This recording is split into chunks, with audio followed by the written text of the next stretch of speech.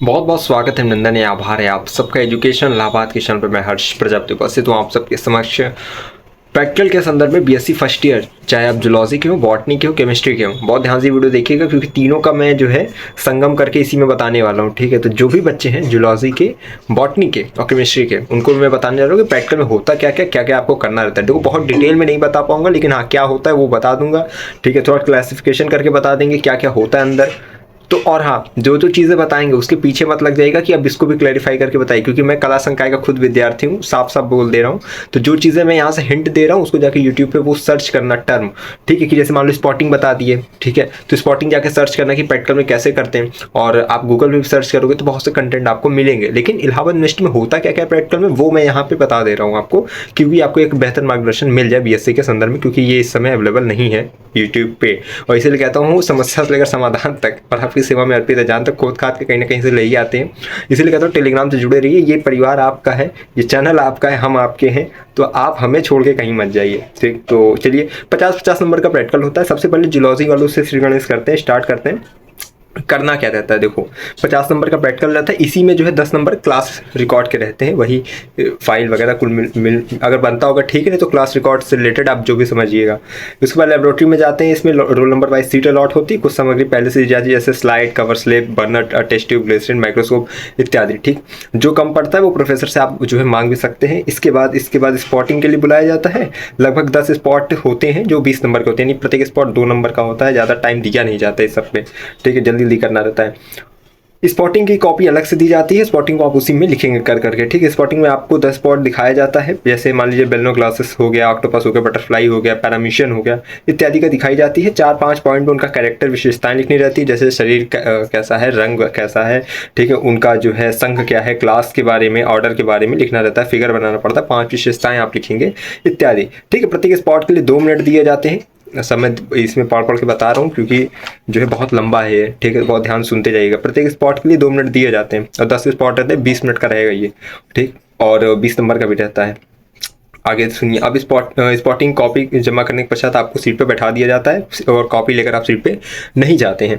अब एक स्पेसिमेन दिखाया जाता है, स्पेसिमेन, और उसमें ऑक्टोपस, बटरफ्लाई लगभग 20 रहते हैं, उसमें से एक करना रहता है। ठीक है, तो उसका डायग्राम, संघ, क्लास, जेनस, ऑर्डर लिखना रहता है। 5 नंबर का ये क्वेश्चन रहता है। इसके बाद जो है अननोन सॉल्यूशन देना होगा आपको, जैसे 3 प्रयोग करने होते हैं, शुगर का, प्रोटीन का, स्टार्च का। इसके लिए सामग्री को आप खुद लेकर जाना है, किसी से मांगना जांचना नहीं है।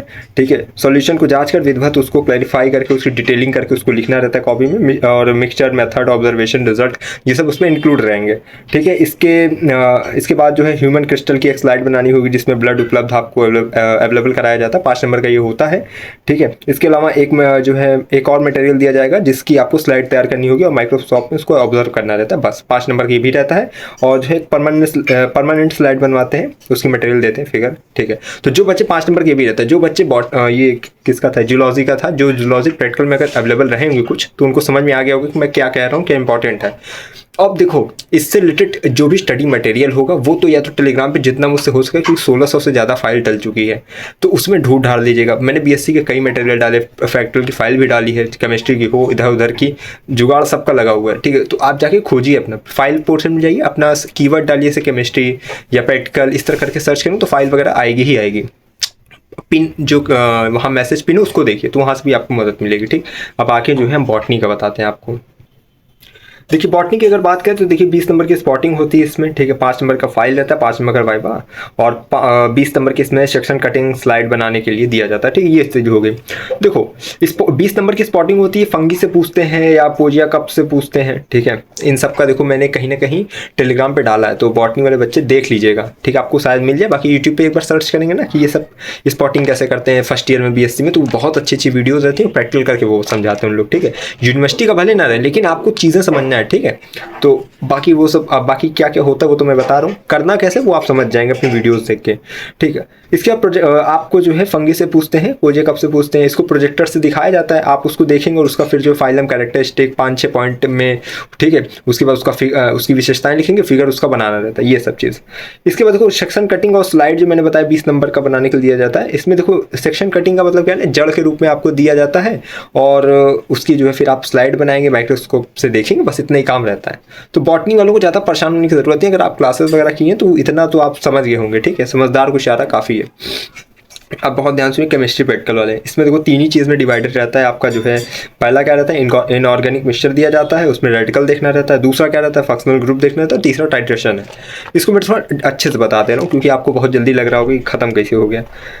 देखो एनालाइज करना रहता है। 2 इनऑर्गेनिक मिक्सचर दिया जाता है, इसमें आपको रेडिकल देखना रहता है, यानी आयन देखना रहता है कि जैसे कार्बोनेट आयन है या कौन आयन है, इसको देख के लिखेंगे आप।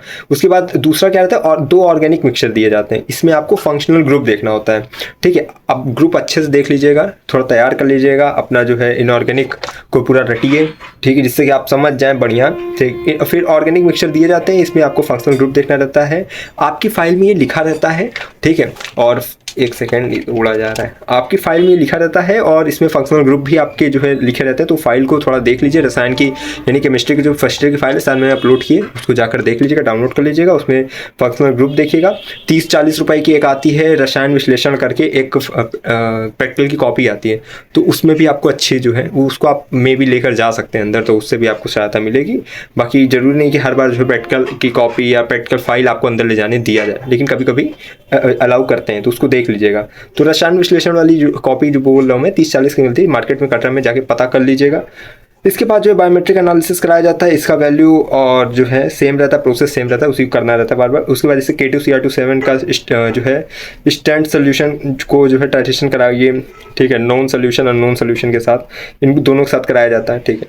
और 10 नंबर का फाइल और वाइवा हो जाता है आपका, ठीक है, यानी 5 number file 5 number viva. Viva वही रहते हैं, वो तुरंत ही पूछ पाछ लेते हैं जो इधर उधर से, उससे रिलेटेड जो आप कर रहे हैं वही से पूछेंगे, और क्या।